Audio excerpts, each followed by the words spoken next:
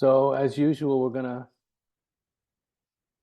dive into a very paradoxical question, the pursuit of the awakening to enlightened awareness, the pursuit of oneness, the pursuit of the awakening to absolute non-duality, the awakening to the oneness that's called God consciousness, or we could call it the ultimate singularity that exists in reality. When we try and investigate its nature, we always end up studying paradoxes, or looking at elements of looking at truth from different perspectives, looking at one truth that looks like opposites. So I wanted to explore the paradox of spiritual enlightenment as it affects the sense of individuality, the I sense. And the answer is very paradoxical indeed. So the traditional call to spiritual enlightenment, the mythic call to spiritual enlightenment, the call of the greatest realizers throughout history has been to transcend the small self, to let go of attachment to the small self, to our personal identity, and die to it unconditionally. In that context, we awaken to what's called the true self, or the absolute self, or the non-dual ground of our own being. And it's said that to attain this this flip of identity from small self to big self, from ego to God, we have to let go of our conscious and unconscious attachment and identification with our egoic identity, or the small self. And in order to do that, we're told, and this is something that I have to often teach myself, is that we need to surrender our attachment, we need to surrender our attachment to our egoic identity, to our small self. And our small self is made up of a long story that it's all about the personal self. And that story tends to be what we think about all the time, and what we tend to be very preoccupied with, fascinated with. It's usually the cause of enormous suffering and anxiety and insecurity and fear. The unenlightened life is lived in relationship to this story about the personal self and the personal ego. And this story is lived inside the privacy of our own minds. And it's, as some people have called it, a life of quiet desperation for most people. And the great realizers who transcend this conscious and unconscious preoccupation and fascination and addiction to the story of the small self, they tell us that when we wake up from this addiction or this fascination or preoccupation with the story of the small self, when we're freed from being fascinated with the story of the small self and wake up to the liberating truth, liberating transcendental reality of the big self, we discover that the big self has no story. Because the big self, it doesn't exist in time and history. The big self doesn't exist in time. That's why it's not part of any particular story. And anybody and everybody who makes this switch in consciousness, or this switch in conscious identification, whether it happens for a brief period of a few seconds or a few minutes, or it happens for countless hours, days, weeks, months, or even a lifetime, it's a shift from a small perspective to a big perspective, from an experience of fear and self-preoccupation to ecstasy and exhilaration. No exaggeration there. So the small self, the ego, is very identified with its own existence, is very attached to its own self-existence, and is very afraid of letting go of its sense of control over the vehicle, the body, mind, and personality. Small self is very afraid of losing control. It's afraid of not being as important as it thinks it is.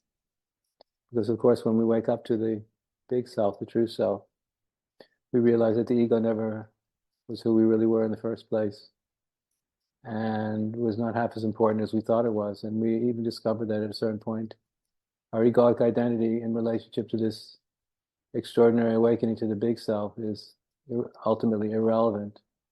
It's a minor part of a very big story, not half as important as it likes to think it is. So for the spiritual seekers who aspire for spiritual liberation and enlightenment, when we begin seeking on the path and begin to practice meditation and spend time with other people who have access to awakened consciousness, we can sometimes experience fear of ego death, fear of the death of the small self. And the great realizers, spiritual teachers, tell us that if we want to awaken to enlightened awareness, if we want to be free, we need to submit or surrender our attachment to the small self, to the fears and desires of the small self. And we're constantly told, and this is what I'm constantly telling my own students, is to let go of the ego, let it go. Relinquish your attachment to the ego, let it go, let it fly away, let it disappear, let it vanish. And most of us are very, very experienced, because we're so identified with the small self. We experience terror and existential insecurity and tremendous angst when we contemplate the necessity of transcending the small self, of letting go of our attachment to it. So that's why this notion of spiritual surrender is so absolutely terrifying for the small self. Now the point is, when you, for those people who actually are lucky enough to let go of the small self for a significant period of time and experience the glory of God, experience the spiritual awakening in which we experience the glory of God, the glory of the awakening to that transcendental singularity that sets us free. We are so grateful. We fall on our literal or metaphysical knees in gratitude and joy and ecstasy, because we have surrendered our conscious and unconscious attachment to the small self. And we realize through surrendering that attachment, we find the source of true happiness, transcendental happiness, happiness that's directly related to awakening to the true self, to the big self, to Brahman, to the God principle, to the absolute singularity that the God principle is. And awakening to that, and that alone, gives us access to the highest form of happiness that's possible to experience. So when you awaken to God consciousness, surrender is not something to be afraid of. Surrender is something to be celebrated. The surrendered self is the liberated self. The unsurrendered self is the unliberated self. So to the true self, surrender sounds like bliss and joy and inner freedom. To the ego, surrender sounds terrifying. And it also sounds like something to the modern and postmodern self. Sounds like something that only a fool would do. Because a big part of the modern and postmodern identity is it's a whole notion of a sovereign self, or a sovereign ego, which means an independent, a ferociously independent self, ferociously independent ego, which means it goes along the lines of the sovereign self in its independence feels that I think for myself, I have become my own person. I have achieved sovereignty and radical independence of mind and soul and spirit. Nobody tells me what to do. I'm the master of my own destiny, even though very few people are the master of their own destinies. The modern and the postmodern self or ego likes to think that it's the master of its own destiny, even though it's not. And for the modern and postmodern self, this idea of existential independence, unique independence in the form of our independent personality, our independent ego, our independent small self nature, is a very big theme, is a very big uh, is at a cultural level. There's a shared conviction that this is what it means to be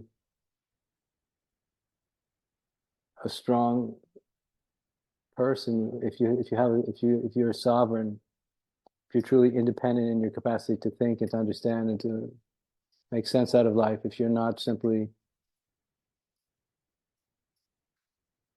a carbon copy of someone else's thinking, carbon copy of someone else's mind, but you actually become your own person, a unique individual, a sovereign soul. That's the goal. And so, to the modern and postmodern nature of what it means to be a sovereign self or sovereign soul, the whole idea of ego death and ego surrender that spiritually aspiring people speak about sounds like a fool's game. Why they think? Why would anybody want to give up their sovereignty, their unique individuality, in order to find God? That sounds like a crazy idea. And so, in response to this way of thinking, I just want to say that I believe it's important to become sovereign in our unique individuality. But I think very few people do, because most of us are not even thinking our own thoughts. Most of us are thinking other people's thoughts because very few people have the courage or the philosophical aspirations to kind of think deeply for themselves about just about anything. Most of our ideas and our beliefs and our convictions, I'm making a broad general statement here, but it tends to be true a lot of the time. Most of our beliefs and opinions, ideas and convictions have been absorbed from the world around us, from our culture, from our friends, from our education, from our family. So the way most of us think about life has not been something that has been worked out by us individually within the context of our own minds, but it's been appropriated. Most people's thinking has been culturally appropriated. So my point is that there are very few sovereign individuals anyway. Most of us are sleepwalking most of the time in other people's ideas and other people's thinking that we've simply unconsciously appropriated over the period of a lifetime. So while the idea to become a sovereign soul is laudable and maybe even heroic, I think very few people can actually claim to be truly sovereign souls. At least that's my opinion about it. But the issue at hand that I wanted to focus on here is that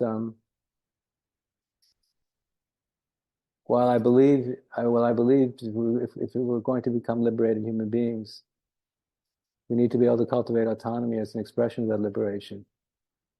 To me, being liberated and being autonomous or sovereign ends up being the same thing. So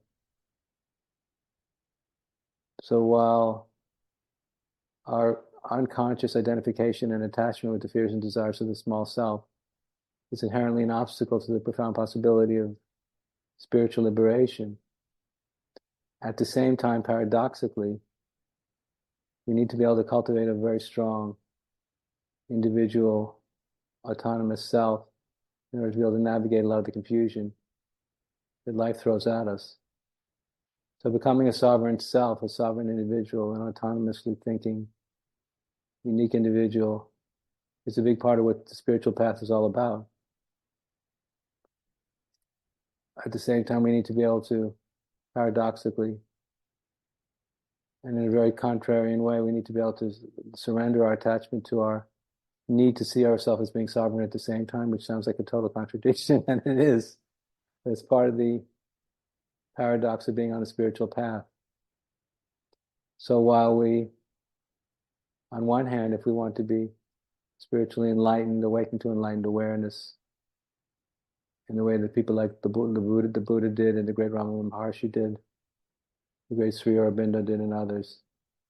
If we want to awaken to enlightened awareness, to Brahman consciousness, to God consciousness, to the absolute realization of the transcendental reality, our conscious and unconscious identification and attachment to The small self needs to be transcended and relinquished unconditionally, absolutely, totally, and completely, if we're to succeed in reaching the yonder shore that the Buddha was speaking about. And at the same time, paradoxically, I don't think we're ever going to be able to achieve such a radically profound goal like that unless we are truly an autonomous individual, unless we have a strong sovereign self to work with here. Because letting go of the mind and letting go of the unconscious attachment to the small self is a heroic act, is a heroic process. Most people who try actually fail. So the fact that some people actually succeed shows what a difficult and daunting task the pursuit of enlightenment, the pursuit of the awakening to enlightened awareness actually is. So I think that history would prove that, would demonstrate that not only does our spiritual aspiration need to be strong and intense and passionate, but the self, it's intending to liberate itself, needs to be a strong and sovereign, autonomous self. When the Buddha left his kingdom and he left his family behind against the wishes of his father. So he had a very sovereign and autonomous aspiration for liberation that enabled him to transcend the cultural imperatives that would have made it difficult for him to leave his kingdom behind him in pursuit of enlightenment. So we need to be sovereign souls in order to achieve enlightenment. And paradoxically, we need to be able to let go of our attachment, our conscious and unconscious attachment to the fears and desires of the small self if we're going to be able to succeed in awakening to enlightened awareness. So it's quite a conundrum we've got here. It's quite a conundrum. So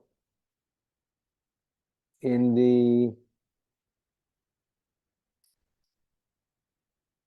the path to radical enlightenment, along the path, on the way home to liberation and to salvation, a moment comes when it'll become clear to us if we're going to succeed, we've got to let go of everything we think and everything we believe and everything we're sure of, to take a leap, to take a radical leap, which is a leap into the unknown, from knowing to not knowing, from something to nothing. And that kind of leap, the ego, and even the sovereign ego, does not like to take that leap. Because the ego likes to know what's going on, likes to know what it's doing, likes to know where it's going and what it's going to be like when it gets there. But to take this leap from sovereign soul to enlightened self, we have to be able to take a leap beyond the mind, beyond the known, beyond the fears and desires of the small self, which means we have to be willing to surrender our minds and our ego's story absolutely, unconditionally, radically, completely, once and for all and forever. That has to happen even for a few seconds. We have to be willing not to have any idea what the next step is, except it's a leap of faith. And any realizer will know exactly what I'm talking about. But all great realizers have had to take a leap of faith at one point, from the known to the unknown, from the small self to the big self. And that includes all of our attachment and identification with being a sovereign soul. So following from what I've been saying, that of course it is necessary to be reasonably sovereign and autonomous and have to have a strong ego in the positive sense of what that means to get to this point. But at this certain point, there needs to be a leap of faith, a leap that'll take us way beyond the mind and way beyond the known. And at that moment, we have to be able to relinquish all attachment to the small self, including our identification with sovereignty and autonomy and independence. It's all got to go down the drain. That's the point when we say, not my will, but thy will be done. That's the leap from nothing to something. There's a moment of radical unknowing that needs to be embraced, which is utterly, absolutely terrifying to the small self. I don't care who you are. So the paradox between the need to surrender unconditionally And the significance of cultivating sovereignty is what I wanted to kind of put on the table in this talk today, because it's very paradoxical.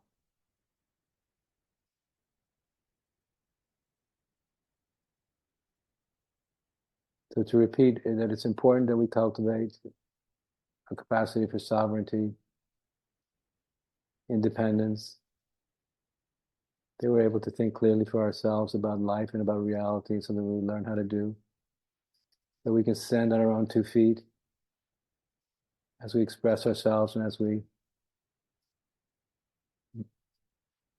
express ourselves. But we also have to know how to let go without excuses, unconditionally, radically, absolutely, and completely, which means to surrender and to submit. And there's a story I often tell when I'm teaching, which is that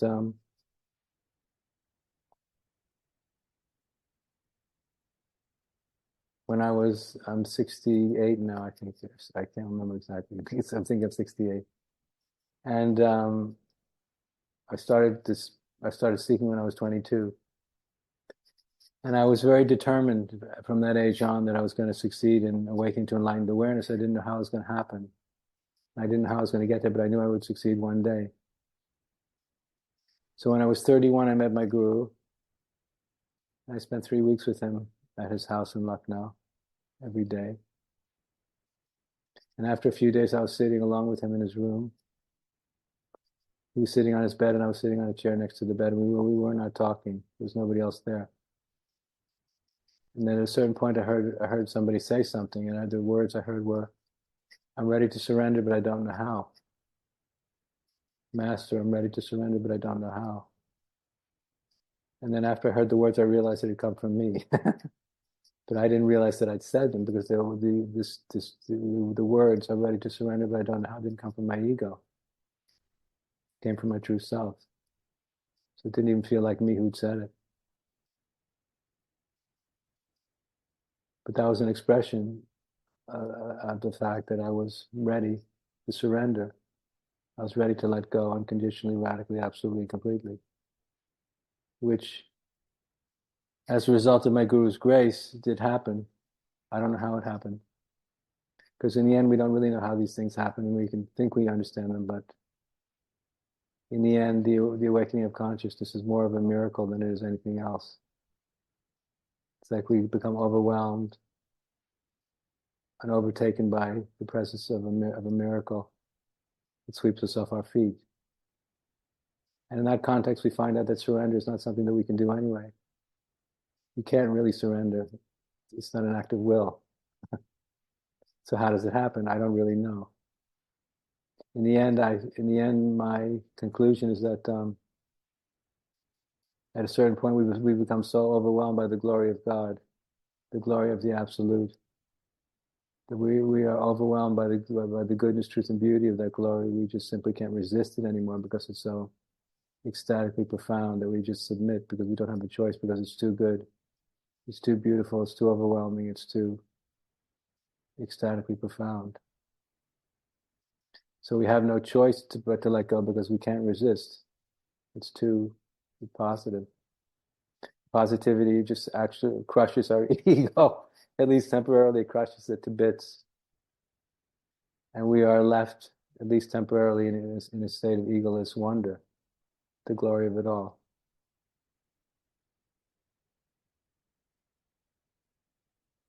So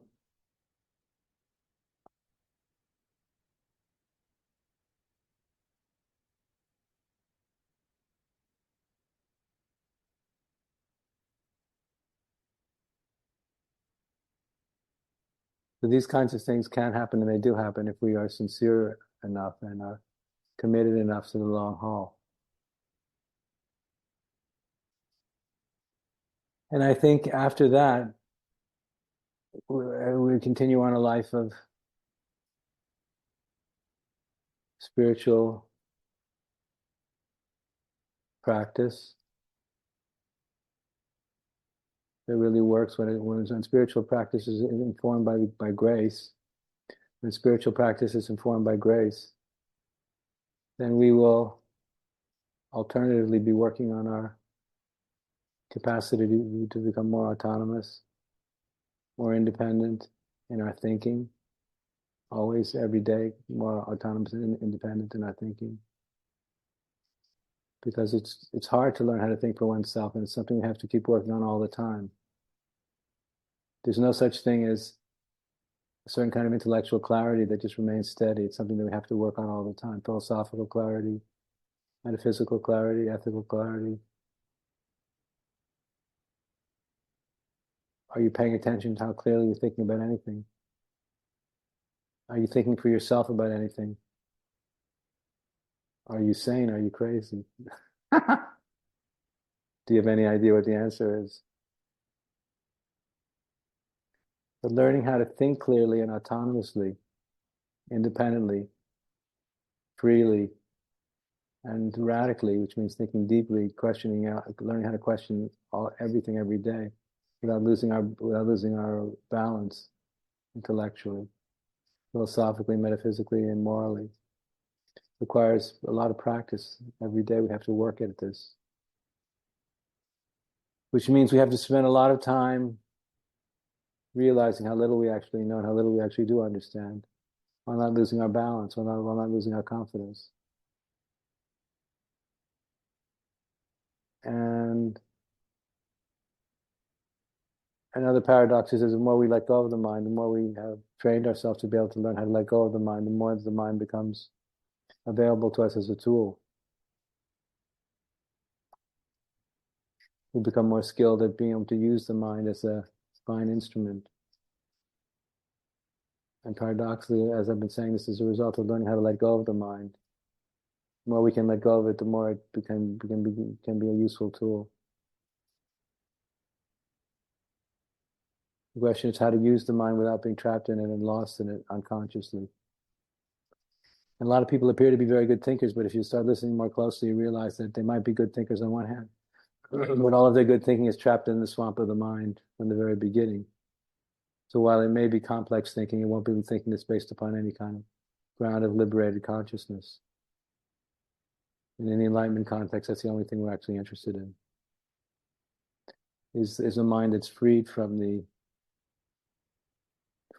swamp of its own materiality, its own density. So yeah, and the other half of a life of spiritual practice is the art and science, the mystical and metaphysical art and science of submission and surrender, which means letting go, which we also need to, which also, when it's infused with grace, is something that we need to be able to practice consciously and unconsciously every day.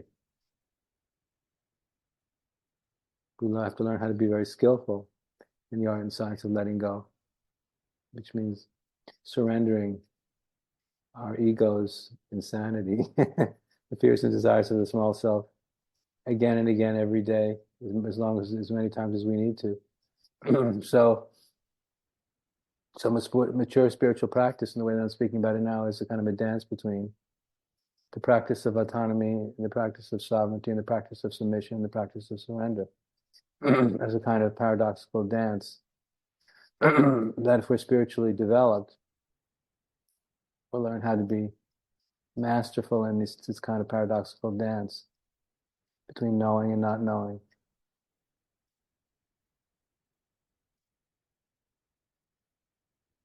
And someone who's very skilled, spiritually skilled and mature at this capacity of knowing and not knowing, will seem outwardly to be very balanced and steady and very grounded in themselves.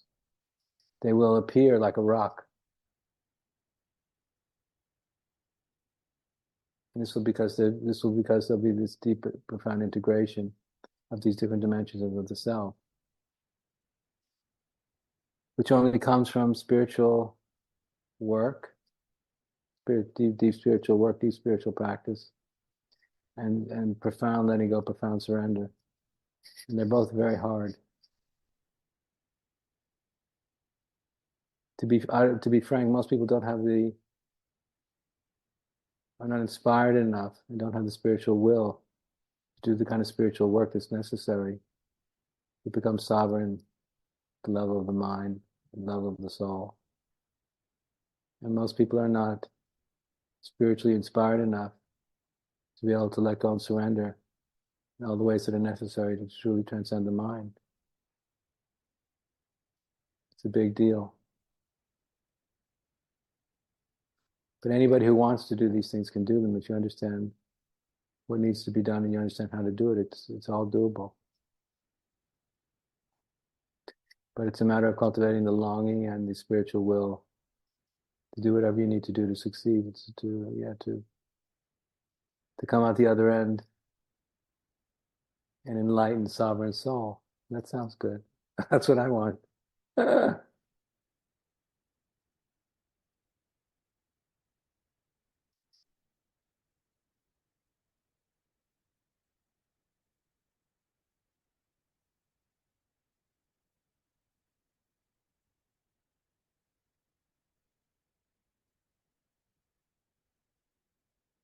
Well, both of these things need to be done. It's important to understand how they're not separate, really. The other point I wanted to make in this talk is that the true self, and remember in the enlightenment context, the awakening to the true self is the goal, of course.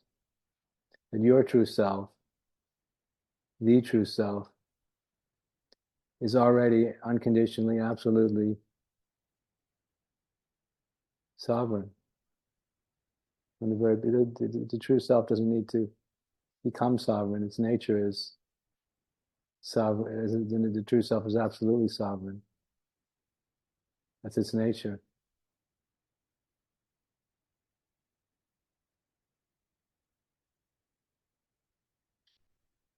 So I hope a lot of you can appreciate the subtlety and the complexity in this process that I'm trying to share. Because on one hand, this is all very simple and very straightforward. And on the other hand, it's very complex and very subtle and very paradoxical. And one of the issues I wanted to address in this talk is that some of the enlightenment gurus and teachers, all they stress is the need to surrender the mind and ego, but don't emphasize enough the need to become sovereign and autonomous in our self nature. And a lot of the modern and postmodern thinkers, in my opinion, overstress the need to cultivate sovereignty and autonomy, and don't give enough value and significance to the need to cultivate a capacity to let go of the mind without conditions. And I believe we need to, as this whole talk has been trying to make the point that we need to be able to do both at a level of mastery. We need to attain a level of mastery in both of these spiritual, metaphysical, and cognitive capacities if we're going to succeed in a way that is dramatic. And I think if we're serious about this, we might as well succeed in a way that's dramatic, meaningful, purposeful, radical, and absolute. Right? Otherwise, why waste time even trying? There's no point in entering onto the spiritual path unless we're going to take it all the way home, I think.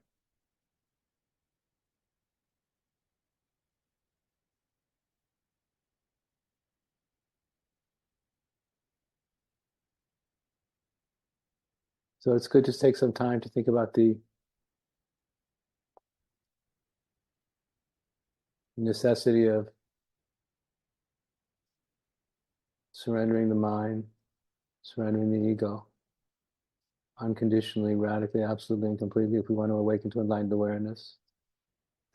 And at the same time, it's very important to understand that we need to learn how to think independently for ourselves deeply and authentically if we're going to be free human beings. And don't underestimate, none of us should ever underestimate how difficult it is to think deeply for ourselves about anything. And life is very confusing. The human experience is very confusing. So learning how to cultivate clear and fine discrimination is not easy. It's a rare person that has the capacity to ascertain to find a rare and fine degree of discrimination. These things need to be worked on passionately and diligently and put into practice every day. And I think that this is what I've just been describing in this talk is what I think modern spiritual practice is all about, or should really be all about if we want to awaken to enlightened awareness in a meaningful way.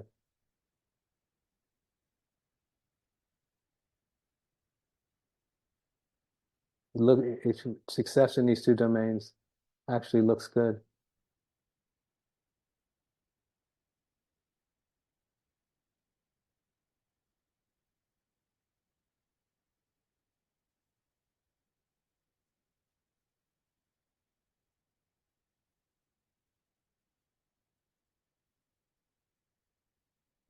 Very good. I think I did it, what I intended to do. Let's sit maybe for a couple of minutes and then I'll try to take your questions.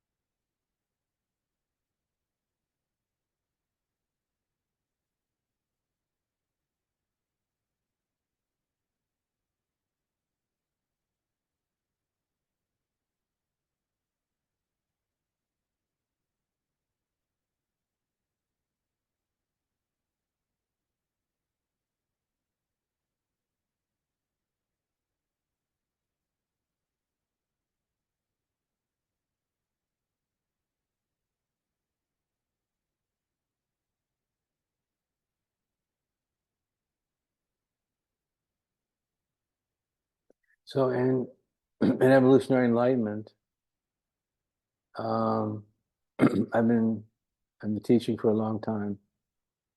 In evolutionary enlightenment, it says,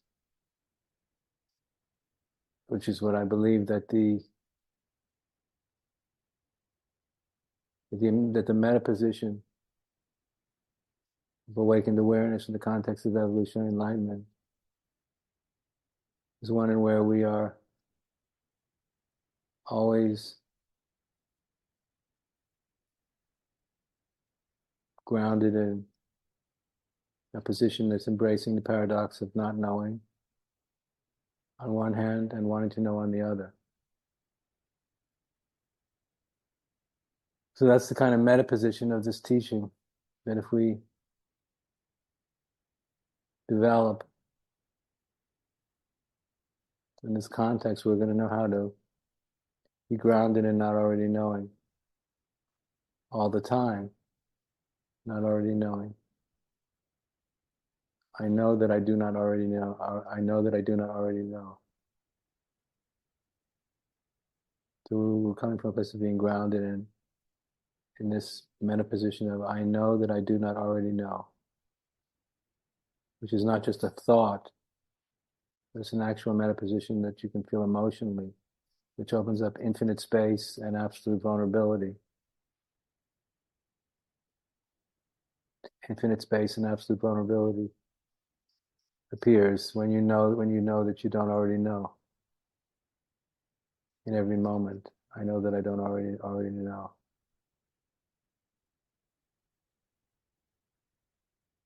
And then the pursuit of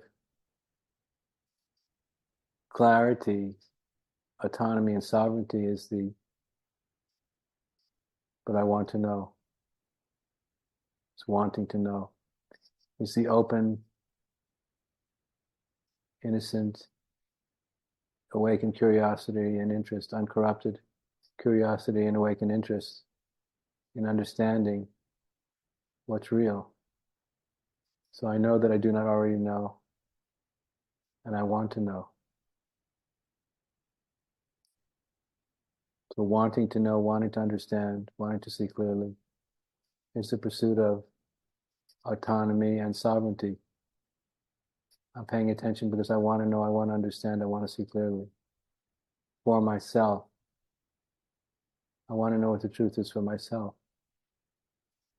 So not already knowing and wanting to know is the meta position of the teaching of evolutionary enlightenment. If we put these teachings into practice earnestly, sincerely, radically, and absolutely, as if our life depended on it, which it does spiritually, by the way, then you'll do what you need to do, which is come from a place of not already knowing. I know that I do not already know, and I want to know. It's the meta position. I know I do not already know, and I want to know. And what's interesting about this meta position is when I'm saying I know that I do not already know, it means in spite of everything I may have experienced in the last 68 years of my life, 68 years of lived human experience, in spite of all of that lived human years of experience, I still realize that in spite of that, I know that I do not already know, which means part of my cognition and focused consciousness is not attached to or entrapped in the history of my experience. Part of me is standing free from all of my history in every moment. That's what that means. So I know that I don't already know, but I want to know. I want to understand. I want to have a clear understanding of the nature of reality. So therefore, I want to know. I'm paying attention. And because I know that I don't already know, there's room to find out what's actually going on.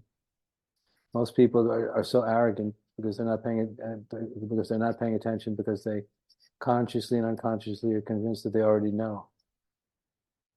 So anybody who's consciously or unconsciously convinced that they already know is not paying attention. Why do you have to pay attention if you already know something? Because this is the arrogance of the already knowing ego, which is very common. So the already knowing ego doesn't pay attention. That's why it doesn't learn very much, doesn't change. It becomes very stubborn and arrogant and usually feels superior to everybody else. So the not already knowing makes it possible to want to know. See how beautifully it works? It's like poetry. The poetry of the perfection of enlightened awareness. So the not already knowing makes it possible to be in a position to want to know. And this is a very spiritually healthy, spiritually vibrant, spiritually pure, spiritually potent state of consciousness. And a very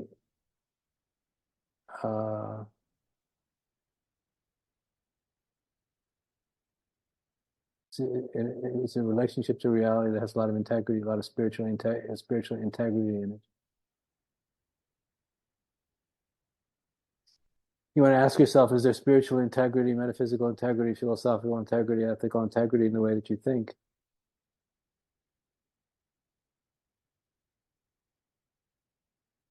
Well, I didn't know that integrity had anything to do with thinking. Oh, it certainly does.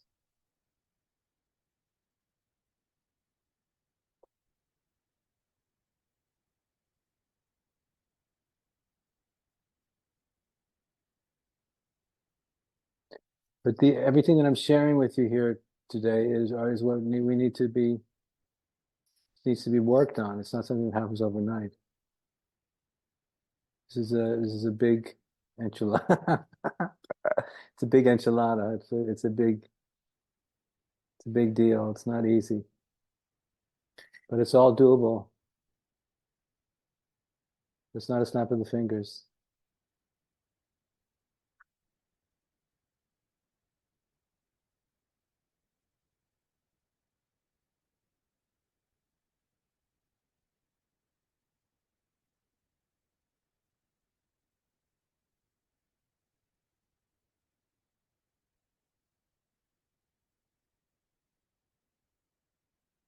Okay, very good. Let's wait a couple of minutes and then we can continue on.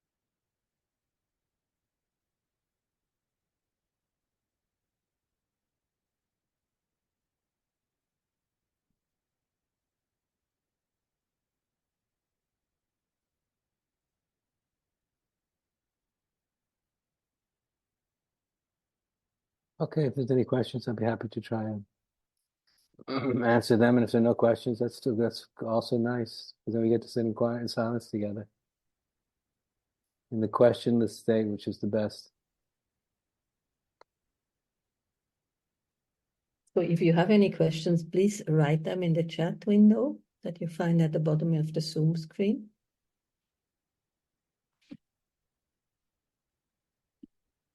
And there is a first question remark from Ananda. She is saying, it seems that in the blessings of the contradictions in life and where life doesn't match our expectations, that we get the biggest opportunity to be in the not knowing and wanting to know, and to be in that state of hands in the air, earnest inquiry. Very true. Well said. Well said. Amen to that. It's something like, yeah.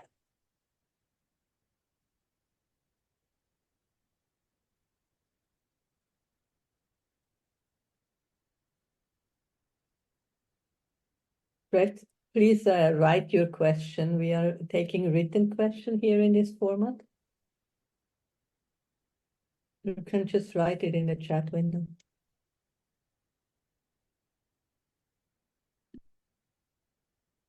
Andrew, I want to take that just a little further, like, that people who think they know everything aren't interested in, tend to not be so interested in like continuing to grow because That's they right. think it's okay. And That's right. then they're just trying to protect what they have. That's right. And so the disruption helps us to, I don't know, I think it's a position, like there's a position of like, I live to evolve, I live to grow, even if it's not the biggest evolution. And there's a position of, I live to protect and maintain my achievements. Those are two very different positions. And one leads to not knowing, like, and being open, and one leads to being closed, even if we once were open. That's right. That's all. That's right. And I've had the experience in my life many times of seeing some people who were at one time in their life very open, very vulnerable, very much earnest and interested in knowing what they did not already know, and later on becoming very closed-minded and fixed, not Yeah. available anymore for that which is new. Yeah, it's kind of Mhm. tragic what happens to a lot of people as they get older. Yes. Of course.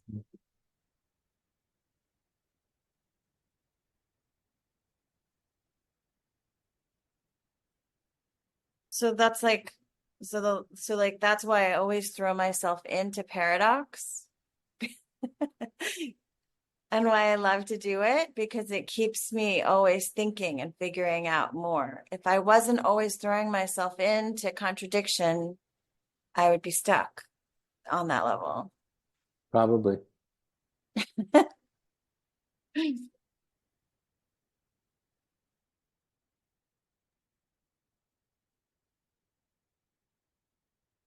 I don't have any other question right now, Andrew. Okay, then we can just sit together for a couple of minutes and then we can finish early. We can abide in the questionless state happily. Ecstatic. I just got the one from Fred. Oh, we were just going to go into the questionless state. Okay, let's see what Fred had to say.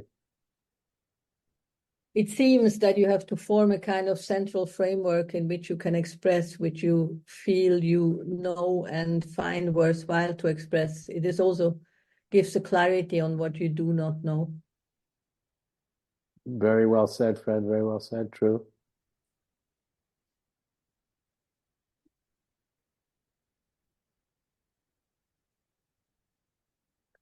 But we have to remember, if we hold this miraculous paradox that I'm speaking about between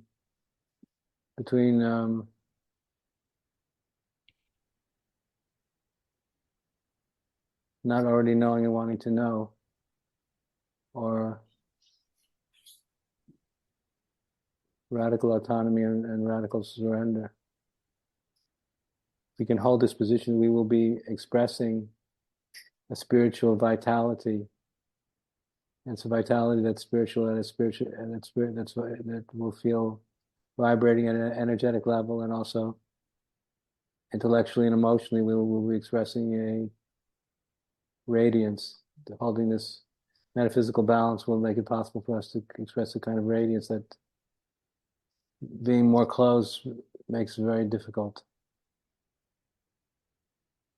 Yeah, I found your kind of your reading really, let's say, clear and helpful, because kind of real sovereignty and to really stand for what you think really do ask a lot of work.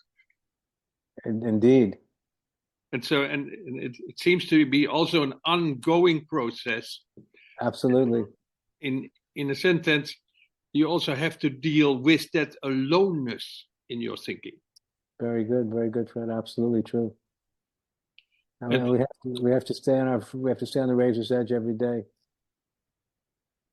And so what I found was that to be in connection with people like-minded that are also really wanting to know is, in a certain sense, kind of the bridge that creates this well, staying human with humans and doing your own inquiry. Well, when the Buddha was asked the question, is association with like-minded people a part of the holy life? The Buddha's response was, association with like-minded people is the whole of the holy life. So I think in alignment with what you're saying, that spiritually, and people that are more spiritually enlightened are very sensitive to whether the other is expressing ego surrender in conscious and unconscious ways, in gross and subtle ways in their behavior. And also, they're also aware that more spiritually enlightened people are more sensitive to how attached or embedded the persona is in the mind or not. So a more spiritually enlightened person will be more sensitive to the fact that someone's persona is not so embedded, not so trapped in unconsciously in the mind. And therefore, with people that are more spiritually enlightened, more spiritually educated, and doing more spiritual, have more spiritual commitment, it's possible to engage with the mind in a place of much more creativity and inner freedom. And when that's done at a collective level, that's kind of the greatest pleasure that there is. But it's not easy, Fred. No, yeah, but in a sense, there is also, I feel, there is this inner, in Dutch you say drang, there's an inner urgency to continue that search because you feel you're onto something. Absolutely. Very nice. So when I look at your teaching, and for example, when I'm speaking of framework, I feel that kind of a sentence like evolutionary, what was your enlightenment was a kind of framework, because that is something you can come back to all the time, which keeps fresh. And from there, you, in a certain sense, you build on. And in a certain sense, the building is never finished. We're a work in progress till the end of time. Well, in my thinking, Fred, we're all works in progress until the whole universe turns to until when all matter in the universe turns to light. Up until that point, we're all works in progress. Okay. That's not very soon. Not very soon. I would love to ask you about kind of the idea, kind of the paradox also in Buddhism, that the Buddha speaks of anatman, and in a certain sense, the one who becomes enlightened. And so there is this duality in that there's a being that you can see and who talks, who is enlightened. And it's, in a certain sense, it radiates out, so he doesn't have to say that.